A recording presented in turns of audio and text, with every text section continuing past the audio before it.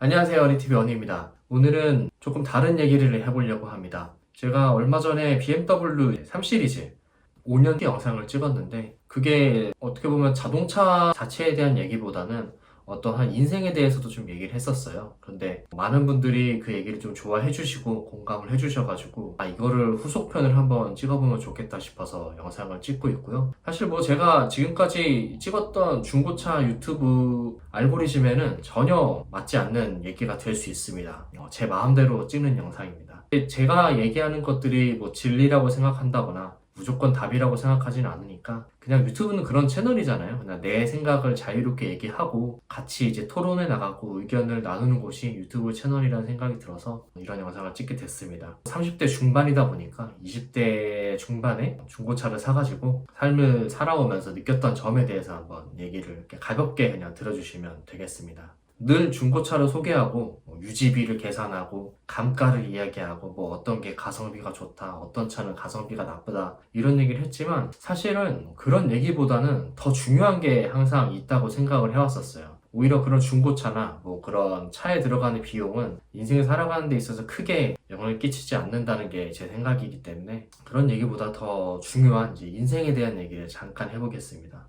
그런데 제 인생에서 이 중고 BMW 3 시리즈는 또 빠질 수가 없어요. 저한테 있어서 굉장히 큰 요즘에 말하는 변곡점, 터닝 포인트가 되기도 했고 그래서 오늘은 왜 저는 중고 수입차 그리고 특히나 그 중에서도 BMW 3 시리즈를 타게 됐는지 그 이야기를 한번 좀 진솔하게 해볼까 합니다. 뭐 요새 유튜브 같은 데서도 많이 보이는 건데 차가 이제 필요 없는 세상이 오고 있다. 요새 젊은 사람들은 차를 사지 않는다. 이런 얘기들을 굉장히 많이 해요. 실제로 저도 뭐 어느 정도는 공감을 하고 있고 그래서 이제 뭐 중고 수입차, 중고 수입차는 수리비 폭탄 맞는다, 뭐 고장만 난다 이런 얘기들이 많거든요. 근데 저는 좀 다르게 생각합니다. 감당 가능한 선에서 내가 중고 수입차를 끈다면 정말 큰 현실적인 만족을 가져다주고 내 좋은 동기부여가 될 수 있다고 생각하는 편이에요. 특히 뭐 다른 사람 기준, 이런 기준에 얘기하는 건 절대 아니고 온전히 나에게 집중했을 때 얘기를 하는 건데요. 처음 3 시리즈 영상들을 좀 올렸을 때 이런 말들이 굉장히 많았어요. 저 빌라촌 가면 이런 차들 널리고 널렸다라는 말들이 많았어요. 근데 뭐 그게 뭐 100% 맞다 틀리다 이런 얘기는 저는 잘 뭐 하려는 건 아니고 제가 이제 왜 원룸 살면서 카푸어가 되기로 했었는지 3 시리즈를 사기로 했었는지에 대해서 이제 얘기를 해보겠습니다. 저는 지금부터 한 5년 중고차 1600만원짜리가 5년 할부로 샀었습니다. 16년식 BMW 3 시리즈였고요. 320D 뒷다리라고 놀리는 디젤 차를 샀어요. 제 가지고 있는 선에서는 뭐 320i도 좋은 차지만 그냥 디젤도 전 몇 번 타봤겠다, 뭐 나쁘지 않다고 생각이 들었고 유지비 측면에서도 기름값이 워낙에 저렴하고 연비가 좋아서 320D로 선택을 했었고 사실 1600만 원에 3 시리즈를 산다는 거는 신차 가격을 생각했을 때 진짜 말도 안 되게 저렴한 거죠. 이게 뭐 할인이다 뭐다 이런 얘기를 하지만 어쨌든 본질은 4,500만 원이 넘는 차고 제가 21년도에 샀으니까 5년 정도 지났다고 해서 그 차가 거의 30% 가격으로 떨어졌잖아요. 물론 15만 킬로를 뛴 차였고 고장에 대한 리스크가 아예 없었다고는 얘기를 하지 못하겠습니다. 다만 저는 그 고장에 대한 리스크보다 내가 지금 3 시리즈를 타면서 느낄 만족감이라던가 그런 행복이 크다고 생각했기 때문에 선택을 했던 것이었고요. 근데 그 선택은 단순히 그냥 내가 수입차를 사서 허세를 부리겠다, BMW 벤츠를 사가지고 남들보다 우월감을 느끼겠다 이런 욕심은 아니었어요. 그냥 제 삶의 어떤 감정을 좀 벗어나기 위한 선택이었습니다. 여러 번 영상에서도 얘기했지만 5년 전에는 원룸에서 살았었어요. 뭐 지금도 뭐 엄청나게 좋은 집에서 살고 있다 이런 얘기는 하진 못하지만 그래도 뭐 어느 정도는 평범한 삶을 살게 되었는데 어쨌든 5년 전에 제가 살던 원룸은 진짜 작고 초라했던 집이었습니다. 제가 뭐 금수저도 아니고 뭐 은수저, 동수저는 당연히 아니고 그냥 정말 평범하게 살던 사람이었는데 사회생활을 시작하고 나서 자취를 하게 됐어요. 그 당시에 다니던 회사가 편도로 거의 2시간이 걸리던 거리였는데 이게 한 1년 정도를 그렇게 회사를 다니니까 뭐 회사 일이고 나발이고 몸이 너무 피곤하더라고요. 그래서 이대로는 안 되겠다 싶어서 자취를 시작을 했고 그 자취를 시작할 때 그 어떤 저한테 굉장히 많은 충격으로 다가왔습니다. 서울의 집값이라고 하는 게 저는 대학교를 다닐 때도 엄마 집에서 지냈었고 자취를 할 일이 없었어요. 자취를 하고 싶지도 않았고 그냥 아르바이트로 돈을 벌면서 내 생활비를 충당하자 뭐 이런 신조로 살았었고 뭐 회사 다닐 때도 1년간은 그랬었죠. 당연히 돈을 모아야 된다고 생각을 했으니까 자취는 생각도 안 했다가 이제 처음으로 자취를 해야겠다는 생각이 든 거예요. 살려고 이제 살고 싶어서 했거든요, 진짜. 근데 나름 이제 사회생활을 1년을 했으니까 돈을 아예 안 모은 건 아니었어요.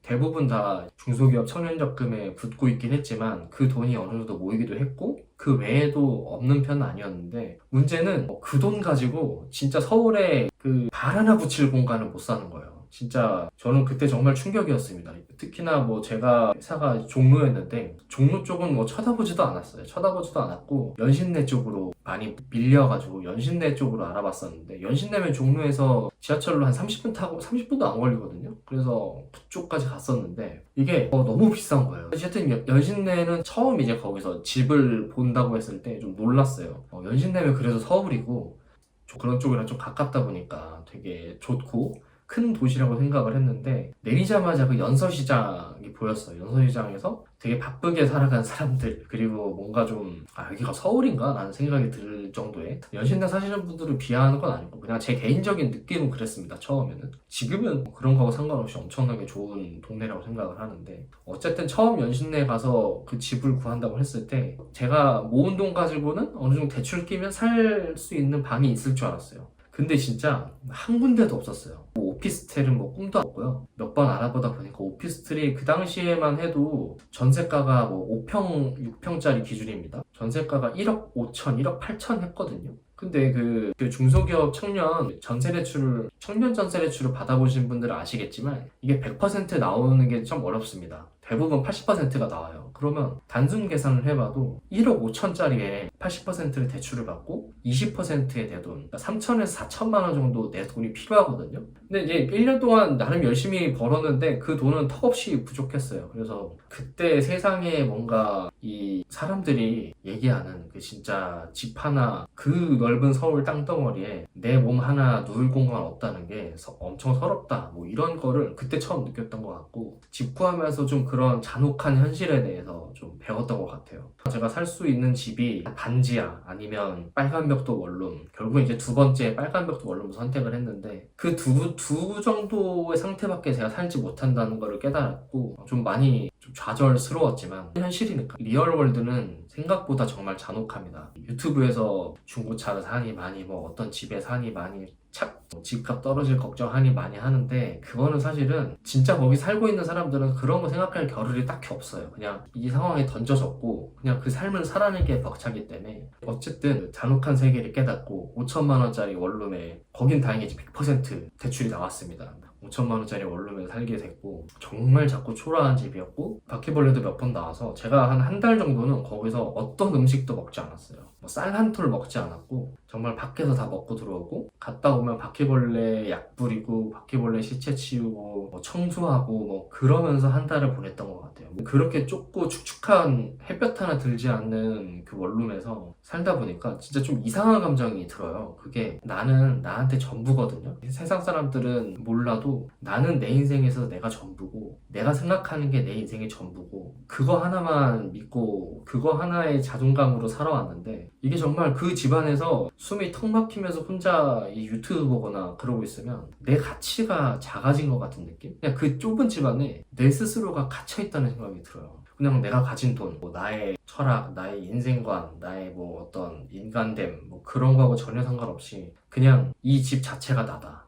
이게 지금 나구나. 내가 가진 이 한 줌의 집이 나의 전부인가라는 생각이 자꾸만 들었고 심지어 그 집도 내 돈으로 살 수 없는 집이잖아요. 어쨌든 그런 생각이 엄청 자주 들었어요. 집에 올 때마다 그런 생각이 들었고 그래서 첫 자취의 설렘 뭐 그런 거는 바퀴벌레 한번 보자마자 당연히 날아갔고 집에 오기가 정말 싫었거든요. 그 느낌이 진짜 진심으로 싫어지는 순간들이 계속 엄습을 했습니다. 그러다 보니까 이대로는 안 되겠다. 그냥 여기서 좌절하는 거는 또 저한테 안 맞기 때문에 뭔가 삶의 돌파구가 필요하다. 그건 어떤 것일까? 그 당시에 제가 아버지가 안 타시는 스포티지 07년식을 타고 있었는데 그 차가 엄청 좋진 않았고 몇 번 고장도 나서 내 차를 하나 사야겠다. 내 돈으로 된 집에서 살고 있는 것도 아니고 뭐 전세 대출로 살면서 차를 산다는 거? 지금 기준에서는 그때 당시에서도 그랬지만 더 미친 짓이라고 할 겁니다. 지금 세상이 어떻게 돌아가는지 모르겠는데 그런 선택을 하면 미친 사람 취급을 해요. 너 지금 무슨 시대인데 이렇게 불경기에 이렇게 어려운 시기에 대출을 받아서 집 들어간 주제에 또 대출을 받아서 차를 사냐. 정말 말도 안 되는 소리라고 지탄을 하고 겉으로는 응원해도 속으로는 욕하는 사람도 많을 겁니다. 근데 저는 뭐 그런 것들은 신경 쓰였지만 크게 신경 쓰지 않기로 했어요. 왜냐면 그 느낌보다도 내 존재 가치를 한 번쯤은 끌어올릴 돌파구가 필요했고 계속 일하는 것에 대한 제 스스로 동기부여가 필요했어요. 그렇게 열심히 1년 동안 일했는데 고작 원룸 하나 내 돈으로 못 구한다는 현실에 약간은 이 일이 물론 저는 중소기업을 다녔습니다. 대기업을 다녔으면 좀 달랐을지도 모르겠네요. 어쨌든 그런 생각이 들어서 내 스스로 뭔가 필요하다는 생각이 들어서 차를 사야겠다. 근데 제가 그래서 어떤 차를 봤었냐면 아반떼도 봤었고요. 소나타도 봤어요. 소나타는 실제로 거의 계약 직전까지 갔는데 조금은 더 보고 싶어 소나타는 보류를 했고 제네시스 쿠페도 그때 봤었고 여러 가지를 봤는데 근데 그런 차들을 사는 게 왠지 싫더라고요. 뭔가 그냥 남들처럼 평범하게 아반떼, 소나타 타고 뭐 평범한 듯이 살아가는 게 어쩌면 그때 제 인생을 인정하고 싶지 않았던 거죠. 이미 이 잔혹한 세계를 맛봤기 때문에 또 이 평범한 데 살아간다는 게 진짜 좋은 삶이고 필요한 삶이라는 건 알았지만 자동차로 남들보다는 조금 더 좋은 삶을 살고 싶었습니다. 개인적인 욕심이었죠. 허세의 목적 없지 않았어요. 분명 BMW 자동차를 산다는 것 자체가 그 당시에는 좀 제 또래에서는 나름 빨리 자차를 갖게 되는 거였고 자동차를 산다는 것 자체도 좀 좋은 상황이었지만 더 좋은 차를 타고 싶다는 생각이 계속 있는 거예요. 그 당시 LF 소나타가 좀 비쌌습니다. 1,800만 연식은 BMW랑 비슷한데 1,800만 원 가까이 했거든요. BMW보다 비싸기도 했고 그래서 이건 내가 무조건 손해는 보지 않는 장사겠다. 그때 뭐 한창 중고차 유튜브도 많이 보고 했었지만 320D가 그렇게 잘 고장나지 않는다는 것도 그래서 알았고 그래서 그 평범한 아반떼 소나타 나쁜 차라는 게 아니고 그런 평범한 삶을 좀 벗어나고자 했던 선택이 저한테 이제 BMW 3 시리즈였고 그래서 그 중고 수입차를 선택했던 거죠. BMW 중고 3 시리즈를. 그 선택이 제 가치를 바꿔줄 거라고 믿었고 실제로 그걸 사고 나서 제 삶이 완전 바뀌긴 했어요. 첫째는 카푸어가 됐고 둘째는 삶을 대하는 태도가 많이 달라졌다는 건데 그 당시의 선택을 전혀 후회하지 않았고 누군가는 이걸 이해 못하는 감정일 수 있습니다. 근데 모든 사람이 각자의 상황이 다 다르고 어떤 선택의 기준이 다 다른데 각자의 선택의 기준에 따라서 남을 판단하는 거는 위험한 그런 판단이지 않을까 싶고 저한테는 완전 삶의 태도를 바꾸게 만든 중요한 선택이었죠. 그 이후로 저는 이제 뭘 사든 뭐 명품을 사본 적은 없지만 명품을 사는 사람을 보던 뭐 비싼 어떤 재화를 사는 사람들을 보건 생각이 드는 거는 그 사람이 감당할 수 있는 만큼 사기꾼이라는 생각이 듭니다. 그게 지금 제가 타는 3 시리즈가 된 거죠. 그래서 어떤 그 작은 기준 하나가 제 삶을 진짜 많이 바꾸게 됐어요. 다른 사람과 내 삶을 비교하게 되지 않게 됐고 어떤 선택을 할 때 그 선택의 근거가 더 명확해졌습니다. 이게 뭐 정확하게 뭐 데이터에 근거한 선택이라던가 뭐 그런 것이 아니라 어떤 선택을 할 때 굉장히 좀 현명하게 선택할 수 있는 직관이 생겼고 차뿐만 아니라 뭐 소비, 뭐 인간관계, 인생 전반에서 선택이 좀 명확해졌어요. 그래서 이 감당 가능한 만큼의 선에서 가장 최고의 선택을 하는 거는 생각보다 되게 강력한 이 정리 방법입니다. 그래서 결론은 하고 싶은 말은 뭐 남들은 어떤 차를 산다는 게 굉장히 지금 불합리한 선택이라고 말할 수도 있어요. 물론 그 선택은 그 말하는 거는 그 사람 기준에서 또 그럴 수 있습니다. 근데 또 그렇지 않을 수 있어요. 내 지금 현 상황에서 어떤 중고 수입차를 산다는 거는 뭐 그렇다고 뭐 제가 4, 5천만 원짜리 뭐 포르쉐를 사라는 것도 아니고 마세라티를 사라는 건 아니잖아요. 그냥 감당 가능한 선에서 1,000만 원에서 2천만 원짜리의 중고 수입차는 인생에 어떤 영향을 끼치지 않고요. 끼친다 하더라도 굉장히 미미한 수준입니다. 그래서 뭔가 남들 시선에 따라서 뭔가 남들의 만들어 놓은 기준에 따라서 내 선택을 하기보다는 어떤 내 상황에서 그 최선의 선택이 중고차라면 저는 해봐도 좋을 거란 생각이 듭니다. 사실 중고차라는 건 자산이기 때문에 감가가 존재하긴 하지만 자산이고 언제든지 현금화할 수 있는 방법이 있거든요. 그래서 조금의 문제가 생기면 어느 정도 손해를 볼지라도 현금화를 할 수 있어요. 그래서 뭐 다른 사람들이 얘기하는 소위 부정적인 시각으로 보는 것들에 대해서 전혀 신경 쓰지 마시고 내 삶의 기준에 의해서 선택을 하시고 그 자동차 하나를 삼으로 인해서 생각보다 인생이 좋은 방향으로 굉장히 많이 바뀔 수 있다는 거. 근데 차가 필요한 상황에서 국산차를 산다고 해도 뭐 그렇게 싸지 않아요. 제가 말씀드렸듯이 소나타, 투싼, 우리가 많이 타는 산타페, 아반떼가 저렴하지 않습니다. 이 신차가가 2천만 원이라고 하면 수입차는 거의 1년이 지날 때마다 10%? 10%보다 20%씩 깎이는데 이 우리 현대기아의 베스트셀링 카들은 10%에서 5% 안짝으로 이렇게 감가가 되거든요. 그렇게 보면 사실 몇 년 지났을 때는 그 가격 차이가 거의 나지 않고 오히려 더 저렴한 것들이 있어요.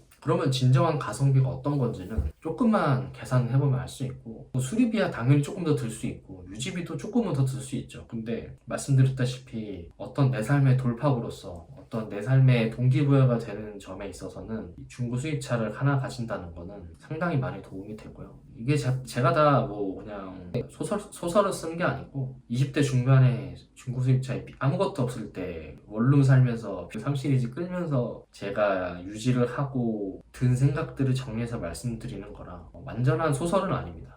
정말 현실 그대로를 얘기한 거니까 뭔가 저 같은 상황에서 선택을 해야 되는 상황이라면 뭐 모두가 비슷한 상황은 아니겠지만 한 번쯤은 저처럼 살아보는 것도 굉장히 인생에 있어서 재밌는 선택이 되지 않을까 싶습니다. 세상에는 돈으로 환산할 수 없는 것들, 그 가치가 굉장히 많고 그것들의 중요도가 내 인생을 좌지우지할 만큼 중요한 것들이 많습니다. 그러니까 남들이 하는 말, 어떤 내 자신을 의심하게 하는 것들을 너무 신경 쓰지 마시고 저처럼 너무 신경 쓰지 마시기 바랍니다. 사실 내 인생 하나 살아내기도 바쁜 삶이에요. 내 인생, 내 선택으로 살아내기도 바쁜 삶입니다. 다른 사람의 기준으로, 다른 사람이 하는 말로 내 인생에 영향을 끼치게 하지 마시고 물론 어떤 피가 되고 살이 되는 조언이라던가 어떤 충고 이런 것들은 충분히 받아들일 수 있겠지만 어떤 재화, 자산 그런 것을 구매하는 것은 오로지 나의 선택이고 온전히 나의 몫이라는 것을 절대 잊으시면 안 되고 더군다나 이 1,000만 원, 2,000만 원대 요 중고 수입차의 선택은 인생에서 그렇게 큰 선택이 아닙니다. 앞으로 훨씬 더 많은 선택을 하게 될 거고 더 좋은 선택을 하게 될 거예요. 그럴 때 어떤 기준이 생긴다는 것도 굉장히 많은 이점 중에 하나니까 너무 걱정하지 마시고 모두의 기준은 다르고 모두가 하는 선택 또한 다릅니다. 그러니까 어떤 그 사람의 기준을 가지고 선택하는 것에 있어서 휘둘리지 않는 삶을 사시기를 바라겠습니다. BMW 3시리즈 타다가 느낀 거는 이게 차가 진짜 좋긴 좋습니다. 이것도 하나 중요한 포인트인데 제가 이제 나름 다양한 차들을 타봤어요. 스포티지도 타봤고 소나타, NF 소나타, 아반떼 MD, 아반떼 CN7 굉장히 여러 가지 차들 투싼, 코나, 카니발 제 나이대 치고는 굉장히 많이 타봤는데 스팅어도 타봤습니다. 스팅어도 타봤고 3시리즈가 진짜 좋긴 좋습니다. 이게 깡통 320D가 뭐가 좋냐 이렇게 하시는데 타셔보시고 그거를 또 다른 차를 그 뒤로 바로 타보면 왜 사람들이 BMW를 좋아하는지 중고 수입차, 벤츠 이런 거에 꽂혀 있는지 단순히 브랜드가 아니라 진짜 이 차가 좋아서 그럴 수도 있다는 거. 그 인생 살면서 좋은 것도 먹어봐야 돼. 좋은 것도 먹어봐야 그게 맛있는 걸 알잖아요. 그런 것처럼 왜 그 사람들이 그 브랜드를 좋아하는지를 알려면 한 번쯤은 경험해보는 게 굉장히 좋습니다. 그래서 좀 영상이 길어졌는데 제가 그래서 감당 가능한 만큼에서 최고의 선택을 한다는 저만의 정리법이죠. 그래서 이거 다음 영상에서는 이 기준 하나가 어떻게 이 혼란스러운 세상에서 살아남는 방법이 되었는지 이야기해 보려고 합니다. 제 이야기를 하다 보니 조금은 장황하게 된 점이 있는데 긴 영상 봐주셔서 정말 감사하고 이 영상을 찍는 거는 영상 초반부에도 말씀드렸지만 그렇지만 자동차 얘기, 가성비 얘기 그런 것도 하는 거를 저는 정말 좋아하지만 또 제가 틈틈이 얘기하는 이 인생관이나 중고차를 통해서 배운 경험들을 많은 분들이 좋아해 주시는 것 같아서 영상으로 남겨봤고요. 영상 반응이 좋으면 이거는 시리즈로 좀 연재를 해볼까도 생각을 하고 있습니다. 긴 영상 끝까지 봐주셔서 감사하고요. 이상 어리TV 어리였습니다. 감사합니다.